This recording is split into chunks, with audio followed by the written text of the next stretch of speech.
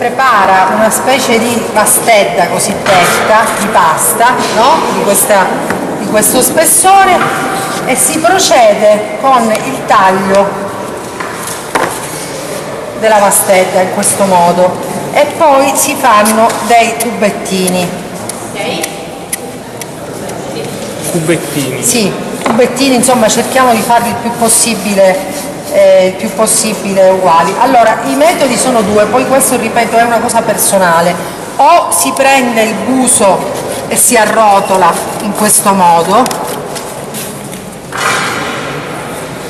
e deve avere proprio il buco dentro, quindi questo è un maccheroncino abbastanza grosso, dipende ovviamente da quanto facciamo grande il cubetto. Oppure un altro sistema è quello di fare in questo modo.